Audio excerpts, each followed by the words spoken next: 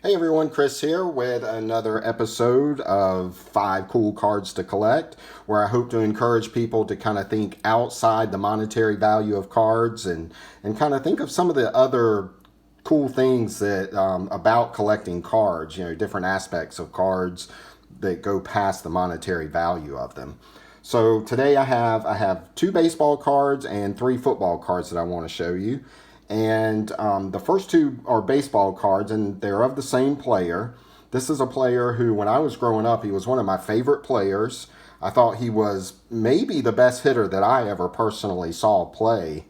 And I'm hoping I can do justice to him. I think he's often overlooked for his place in history as one of the all-time great hitters. So I'm hoping to do justice with this player.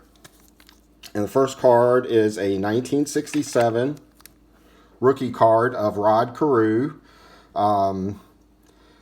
Just an incredible player. He won 7 American League batting titles, and only Ty Cobb had more. He had 8.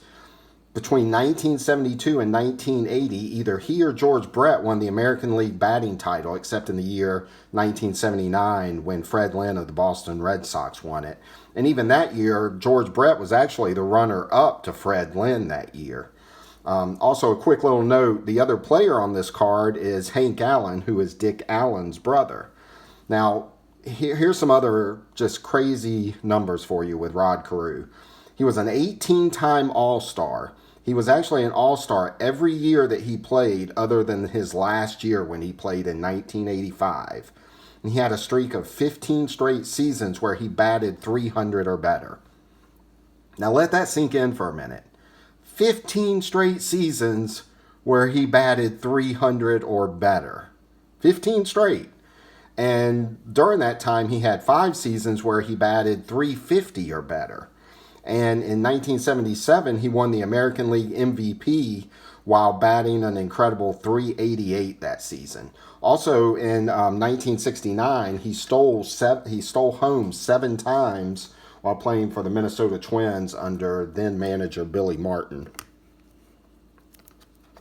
The next card I have of Carew is a 1972 Topps. It's in the high number series. Now, if you grew up when I did, this card it was almost like a Grail card back in the 70s and early 80s for kids. Everybody knew about it. It was a really popular card. Everybody seemed to really want it. But it was really hard to find back in the days before the internet and eBay and kind of made things a little easier back then.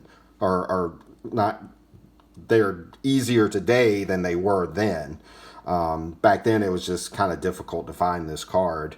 But I love the pose here, and I also love the photo bomb in the background there, where you have the guy who's pretending to putt the baseball with the baseball bat. I have no idea who that player is. It'd be really interesting to find out. If anybody knows that, definitely share that with me. I don't know if that's possible to know as his head is down, but always thought that was a really cool looking card and just a kind of a cool card in sports collecting history. Now we have 3 football cards, and the first one is a 1960 Fleer Al Karmichael.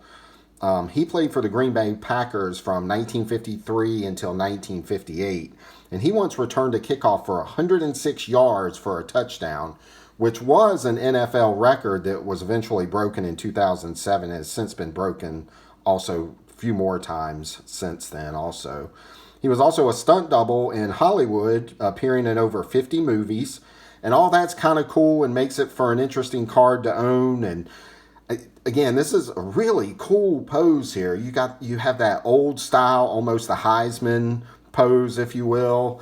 It's got the old uniform with the old helmet there, and you have that blue background, and then what looks to be like the green field where his name is with the yellow font there.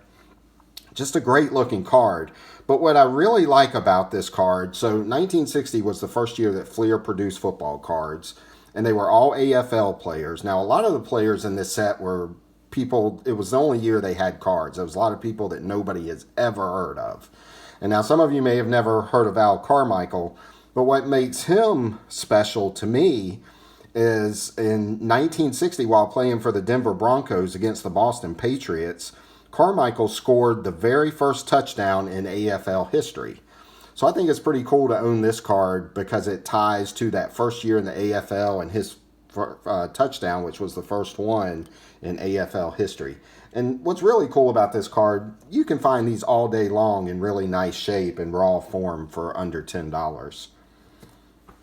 Now, this next card, it's from the 1950 Bowman football set. And for those that don't know, I know I've told a few people here and there, but I'm working kind of at a slow turtle's pace on all the early Bowman football sets.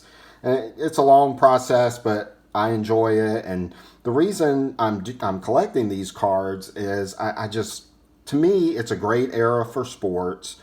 It's my favorite era for football. And to me, the early Bowman cards are just some of the most beautifully designed cards that were ever produced. And I think they're often overlooked for their artistic value of just how masterful they really are. I mean, when you really think about it, the creativity that kind of went behind the design of these cards with the different background colors and the color schemes and all the different amazing poses and things like that. Somebody had to design these, and some of the color schemes are just really amazing. So with that, to me, this is one of the coolest looking football cards I've ever seen. It is a 1950 Bowman John Roush, and what I like about this card is, first I like the pose that's inset on the card against the background here. And you have that dark blue background up at the top of the card that kind of represents the dark night sky. And then it fades into a lighter blue because of the stadium lights that are shining, almost kind of putting a spotlight on the player. And that dark to the light blue background going against the white jersey with the blue number 18.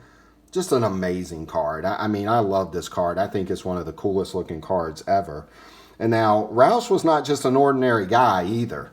He actually was the head coach for the Oakland Raiders. He took over for Al Davis when Al Davis became the commissioner of the AFL.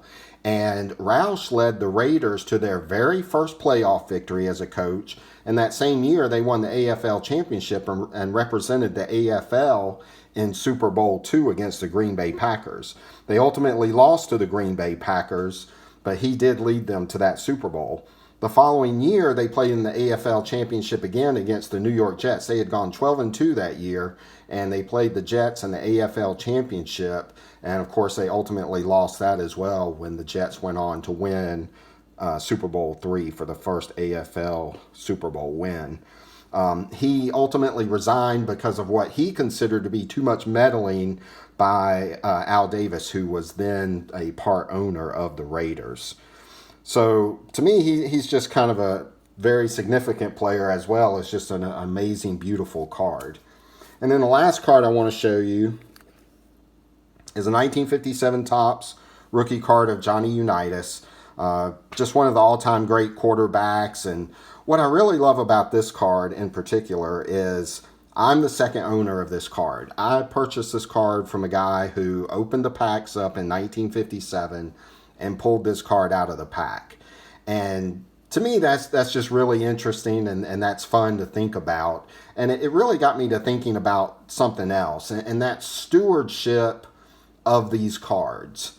And I think sometimes people tend to forget about that, especially people that tend to only think about cards with monetary values and things like that. They don't think about the fact that it's possible that at some point these cards that are in our possession really meant a lot to someone potentially. Now, not all cards are like that, but a lot of them they probably did. And for this particular card, it actually meant a lot to this gentleman. We talked a little bit about it, and the only reason he was selling is he was getting older in years and just getting rid of stuff. But it's really something to think about as a collector, and hopefully, again, you kind of think past those monetary values and think about the fact that we're actually stewards of these cards for a brief time. I mean, who knows how long.